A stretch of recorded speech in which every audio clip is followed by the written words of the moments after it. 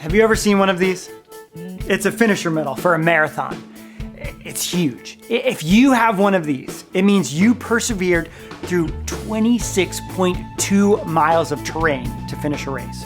You got past the leg cramps, the water stations, even the dreaded mile 20. You finished. Not many people can say that. Then there's my friend. He's on another level. He races in triathlons. He started a few years ago with this goal: compete in the Ironman Kona Triathlon. This race is hardcore. Starts out with a 2.4 mile swim, followed by 112 miles on a bike, and to top it all off, a full 26.2 mile marathon. Only the best of the best compete at Kona, meaning you can't just sign up for this. You have to qualify for it. So that goal set my friend on a journey of years of training, multiple triathlons, a team of doctors and athletic trainers who got him in tip-top shape to make competing in Kona even a remote possibility. Believe it or not, his perseverance paid off. Not only did he qualify for Kona, he came in first and won his division. He didn't just get a finisher medal. He got the real deal, the gold medal. Just like runners in a race show perseverance on the track, Christians often have to show perseverance in their faith. This month, we'll spend most of our time in the book of Hebrews, where we'll discover more about what God can do when we keep believing and don't give up. See, the author of Hebrews knew he was writing to an audience who was discouraged. He urged them to push through the difficult times.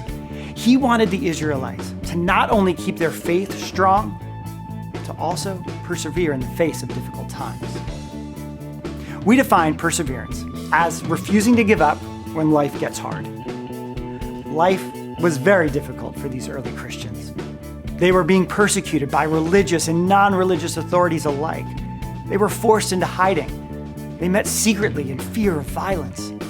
By simply continuing to believe that Jesus was the Son of God, the early Christians were seen as outcasts.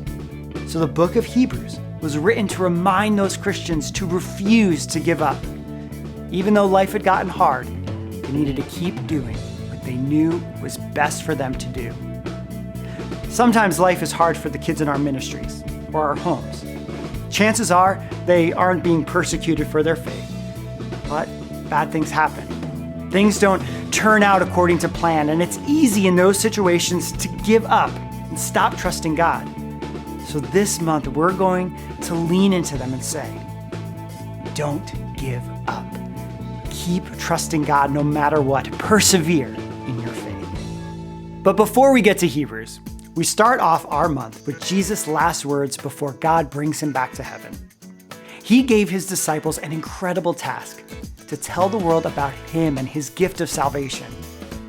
This wouldn't be easy, but Jesus promised that he would always be with them. We want kids to remember that even when life gets hard, they can remember what Jesus promised. In the second week, we'll talk about how we are all surrounded by a great cloud of witnesses. And because of the testimonies of all those people who have gone before us, we can have the courage and strength to keep pushing through the hard stuff to get to the place where God has called us to be. It was important for the early church to understand this idea that they weren't alone. There were people who had gone before them, and there were people presently around them that were going through the same kind of circumstances they were. And the same is true for our kids. We want them to know that when life gets hard, they can remember how others persevered and be encouraged to hang in there. We'll follow up with reminding the kids that we should focus our attention on Jesus. He is the ultimate example of someone who endured death itself to accomplish the rescue mission God set out for him. When we remember what Jesus did for us, we can find the strength to show perseverance. We'll end the month by thinking about the other people who can be encouraged by the way we persevere. Others are watching how we handle difficult moments in our life. When they see us show perseverance, they can look to our example and be encouraged to keep on keeping on. While we're learning more about how God can help us persevere, we want kids and families to memorize Isaiah 40:31. But those who trust in the Lord will receive new strength. They will fly as high as eagles. They will run and not get tired. They will walk and not grow weak. This is one of the most important verses we can hide in our hearts and remember when we're going through hard times. God will give us the strength to persevere.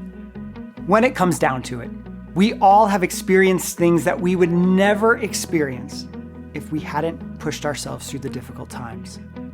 When you get to the other side, you'll see something that you would have never seen before. If you can just believe in what God can do and what God can do in you.